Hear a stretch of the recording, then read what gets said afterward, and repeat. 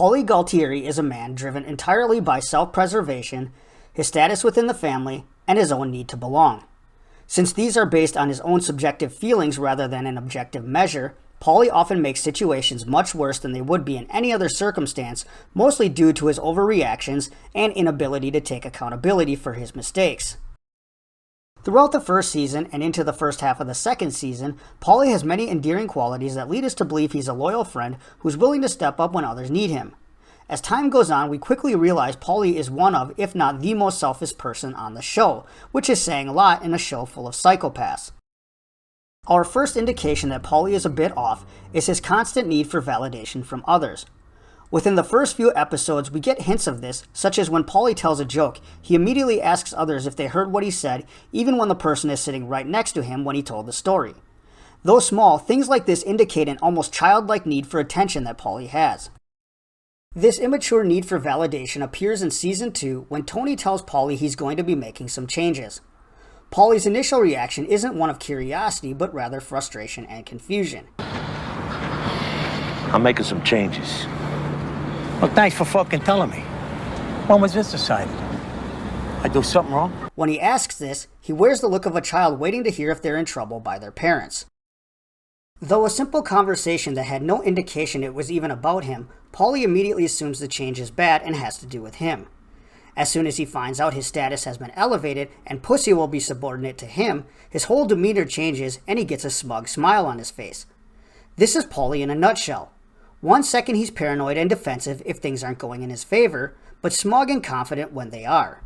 As the show goes on, we get to see Paulie for who he truly is. He proves time and time again that he will not be responsible for any of his mistakes. This is his kryptonite. For a man who is driven by his status within the family, the one thing that would secure that status is the one thing he refuses to accept. In The Sopranos, a member's ability to earn is maybe the one thing that enables a person to operate with a certain level of impunity. Almost every major conflict in the show revolves around earning. Rather than making his peace with this and doing what he can to perform, Paulie does the exact opposite. Additionally, Paulie is always in search of a place to belong, mostly because he has no place to belong. Much of Paulie's arc revolves around the fact that he's another man without a country. Even in Italy, when at dinner with the Italian mobsters, Paulie interrupts Tony during a negotiation to tell him about the octopus dish. Tom, you try this octopus yet? I'm talking here.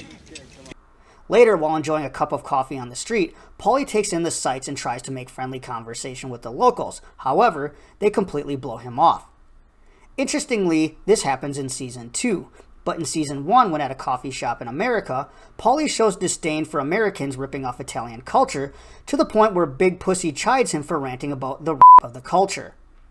Paulie feels like he has no place in his own country or in either of his families. This leads to Paulie betraying everyone he supposedly cared for without really gaining the respect and acceptance he really wanted. There's an old saying, a coward in the ranks is more dangerous than the enemy at your doorstep. Paulie isn't an overt coward. He won't openly back down or run away from a fight. In fact, with Paulie, it's just the opposite. He masks his cowardice by overcompensating with violent outbursts as he lashes out at anyone who he feels disrespected by. During the first 2 seasons of The Sopranos, Paulie is ever the Tony ass-kisser. However, in these early seasons, he's in Tony's good graces and in good standing with his reputation. In Season 3, however, particularly during the events in the episode Pine Barrens, does Paulie really start to fall from grace. In this episode, we see who Paulie really is. He's a man who has poor judgment, a temper, no accountability, someone who looks to blame others for his own actions, and poor cell service.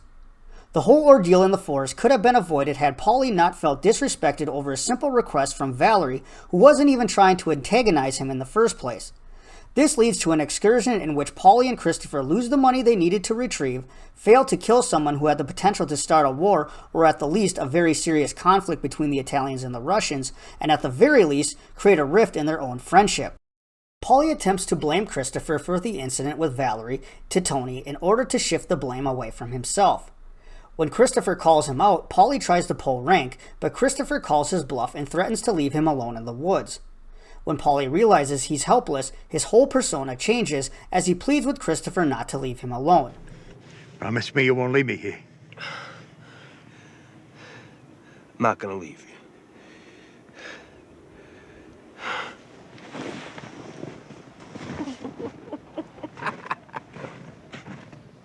This is the real Paulie. When he has no control or power over a person, he's a coward. In short, he's nothing more than a bully. He relishes on others being in a weak position, particularly Christopher, who is often his primary target. Here are just some examples of when Paulie bullied or hurt people who had no way to protect themselves. 1. When he ordered Christopher to do a wire search, then mocked him. 2. Threatening Christopher for going to Tony, despite the fact that Paulie himself told the new maid guys at the making ceremony that if any of them had issues with anyone in the family, they just needed to go to Tony. 3. Killing an innocent waiter over a dispute on the tip. 4. Killing his mother's friend to steal her money. 5. Terrorizing Christopher's wife and child at their home. 6. And last but certainly not least, denigrating the woman who raised him. Now on the flip side, let's look at what happens when Paulie tries to intimidate or bully people who don't fear him when he had no control or power in a situation. First, when Christopher threatens to leave him in the woods. Second, Ralph Cifaretto openly mocking Paulie multiple times at a sit-down. Third, Silvio calling him out for his attitude and poor earning. 4. Bobby Bacala standing up to him after Paulie refuses to take responsibility for the carnival accident and then again at the office in the Bada Bing. 5. Richie Aprile telling Paulie he's going to drive a car up his you-know-where. Richie. Hey, you're gonna build Beansy a ramp. I'll build a ramp up to your ass. Drive a Lionel up in there. As Paulie's status within the family begins decreasing, his lack of accountability and his erratic behavior increases. While many people would look at their failures and try to improve, Paulie takes the opposite approach and does whatever he can to avoid taking responsibility. At best, this leads him to delve into the supernatural, including seeing a psychic, and at worst becoming the equivalent of a rat for Johnny Sack. One thing about Paulie that is so ridiculous is that things never seem to work out well for him. Nothing he does ever improves his situation. It should be emphasized that everything that happens to Paulie is due to his own actions. He's not stuck in unfortunate circumstances, he simply makes bad decision after bad decision. It's a wonder Tony kept him around for as long as he did. Paulie and people like him are problematic because they have nothing of their own and no place to belong. This means they see everything as a threat to their well-being, so they exist in a state of constant fear. Think back to when Paulie kills the waiter. He later calls Christopher to attempt to bury the hatchet, and in the conversation he tells Christopher that one of them could have gotten killed. It's hard to imagine how an old waiter upset about his tip would have gotten Paulie killed, and Paulie may have just been using that as an excuse, but it's at least noteworthy that that was the excuse he went with in justifying the killing. This fear drives Paulie's need to belong and a need to feel protected. It's why he was so easily manipulated by Johnny Sack. At the time, Paulie was feeling like an outsider within his own family, so he is just itching for someone, anyone, to give him attention. He tells Johnny that Tony has been treating him like the ugly girl at the dance.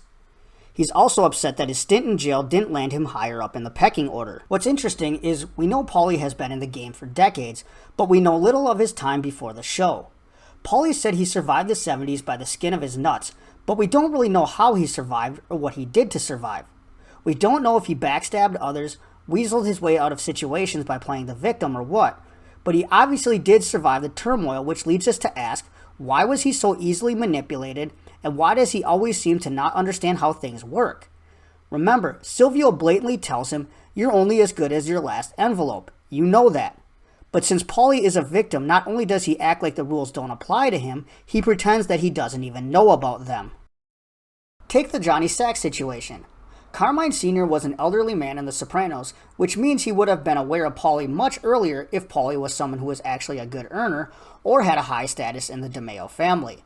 This means Paulie should have had the opportunity to have met Carmine at some point in the past, or at the very least, Carmine should have heard of Paulie. The fact that Carmine had no idea who Paulie even was shows that Paulie had never been someone who had much respect throughout his tenure in the mob. This was a clear sign to Paulie that he had been greatly inflating his value and status. When Johnny tells Paulie that Carmine asks about him and thinks the world of him, that should have been a red flag for Paulie. Had Paulie had an ounce of self-awareness, that statement from Johnny should have made him question how sincere Johnny was. If Carmine had thought the world of Paulie, they would have met at some point. In reality, Paulie was so low on the totem pole, he was never even invited to a meeting with Carmine. Since Paulie was so desperate to belong and Johnny Sack was giving him a sense of belonging, he completely lowered his guard, allowing Johnny to take advantage of him. A key scene that portrays how delusional Paulie's sense of importance was within the family was at Raymond's birthday party. In a sense, this scene reminded me a bit of a sort of mobster Last Supper. During the actual Last Supper, particularly in Luke's Gospel, it says that while at supper an argument broke out amongst the apostles as to who is the greatest, to which Jesus chides them. During this dinner, when the family members are talking about who New York is going to go after, Paulie believes that it's him since he's known Tony the longest. This leads us to Paulie's obsession with the supernatural, to an almost paranoid degree. Aside from his visit to a psychic to determine the meaning of Christopher's dream, there may have been actually some deeper meaning to some of the spiritual occurrences that happened to Paulie. If we look at the Feast of St. Elzier, which is the background of the episode The Ride, Paulie is in charge of managing the feast day, including the parade, entertainment, and rides. By all accounts, this was an expensive event. However, when the priest of the church tells Paulie to raise his contribution, Paulie does what Paulie normally does when it comes to money, and it is not to pay. Ironically, the real St. Elzier was known for his virtue, piety, and generosity. When in Italy, he was despised at first due to being a French count. However, rather than suppressing the people's hostility towards him, he won them over with his charity. Eventually, the people under his rule in Italy began to see him as a father figure. Juxtapose him with Paulie, who is selfish, greedy, and unwilling to do anything that doesn't benefit himself. Despite the fact that the parish priest was probably trying to operate his own scam, Paulie doesn't see the bigger picture. By refusing to pay, he, and by extension the Soprano family, is going to look bad. At a time when Paulie already doesn't look good in Tony's eyes, this was just another example of Paulie not being able to see past his own selfishness, which would have possibly elevated his status in Tony's eyes. At the feast, Paulie castigates his aunt, leaving her in tears. While Paulie had done a number of reprehensible things up to this point, this was the one that got to me the most. Paulie's aunt had taken it upon herself to raise Paulie as her own. She did this at a time in history when claiming him when she wasn't married would have greatly tarnished her reputation, yet she did it anyway, much like another religious figure, the Blessed Virgin Mary. And who does Paulie see when he goes to the Bada Bing one morning? The Blessed Virgin Mary. She appears to him in a place of impurity and debauchery, not at a church. It's like the vision was meant to tell Paulie that his aunt, the mother he really needed, was there for him in a world of violence and sin. Why is Paulie's obsession with the supernatural key to understanding his character? It goes back to being in control. Rather than using his faith as a way to help guide him to become a better person, Paulie uses the supernatural as another way to try to get what he wants. When talking to a priest after seeing the psychic, Paulie wants to know why all the things he's done for the church hasn't gotten him what he wants. Paulie feels he is owed something, and like many people, Paulie uses the supernatural as that excuse. It's easy to shake off accountability for your own actions when you can just blame the divine. I should have had immunity to all of this shit. I should have been covered by my donations. There are many theories as to who killed Tony Soprano, but the one that always made the most sense to me was that Paulie was working with Patsy and set him up. In my opinion, the signs are there throughout the show, but what convinced me wasn't any particular scene, it was simply Paulie's sense of self-preservation. Of course, most people have some level of self-preservation, that's just being a human being. But most people have attachments to others or to a cause that they're willing to risk on some level. Not Paulie. There is no situation that Paulie would not put himself first. The fact that Paulie isn't very capable, and the fact that he has no problem going behind people's backs and hadn't gotten killed shows that he had a talent for survival. Being able to play a capable victim is a talent in and of itself, and Paulie masters it perfectly. Everyone knew Paulie was shady. There's a scene where Silvio and Tony even mention how both clam up when Paulie is around, yet nothing happens to him after that. Tony obviously figured out that Paulie was the one talking to Johnny Sack, but he partially couldn't let go of the soft spot he had for him. To me, this is why Paulie was so dangerous. He knew he was a man with a countdown over his head. After a while, I would imagine he decided he needed to act before the clock ran out on him. Just like he and Vito collaborated on withholding the money they owed Carmela, he probably collaborated with Patsy, knowing Patsy would at least choose to remain neutral, if not act as his co-conspirator. Paulie's actions may have saved him in the short run, but I don't think things would have turned out well for him over time. Paulie was saved from death in the past because people had a soft spot for him, or they didn't take him as a serious threat. As a new member of the New York family, he would not have the same grace he had been given in New Jersey. His role in Tony's murder would have made people suspicious about him and would make it difficult for people to trust and respect him, and we already know how Paulie acts when he feels disrespected. My guess is even after he survived the New York-New Jersey war, his days were numbered. So what can we learn from Paulie Gualtieri, and what can we do if we have someone like Paulie in our life? First, you need to understand how your team members need you. Tony doesn't understand that Paulie needs him differently than, say, Silvio or Bobby. As a leader, don't assume that because you pick up the phone and have a 2-minute conversation with some staff members that that's what every person needs.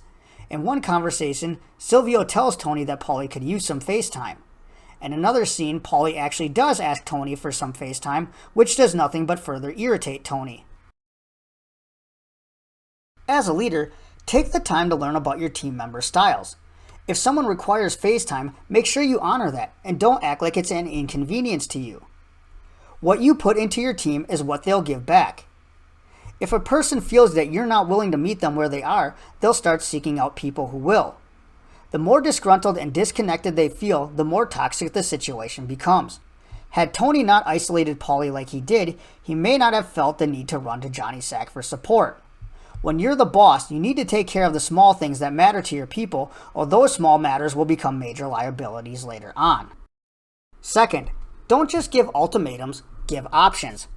It's important that people understand the consequences of their actions. However, laying down an ultimatum puts people into defensive mode. Ultimatums are threats, and to someone like Paulie who sees threats everywhere, he took them to another level. Try to disarm a person by laying out their options. Think back to Pine Barrens. Tony asks a freezing cold, starving, and sleep-deprived Paulie if they should keep looking, or if they should call it quits. Paulie, no doubt at this point, just wanting to go home, says he wants to call it. Tony makes the consequences clear and Paulie accepts them. This is all well and good, but there were more options available. Tony could have proposed going home, getting food, some warm clothes, and then coming back out to look. They could have driven around to the different stops to see if Paulie may have actually left his car somewhere else. In the meantime, they could have warmed up a bit, eaten the sandwiches, and then decided to look some more. Options give people a chance to pause and think. Ultimatums just make people react. If there was ever a character that demonstrated a reason people need to have something outside of work, it's Paulie Gualtieri. When people have nothing else in their life but work, they tend to view any critique of their work as a personal attack. When they feel personally attacked, they tend to lash out or get incredibly defensive. This is because since they have nothing else, there's nothing they can point to other than excuses for why things aren't going the way they should.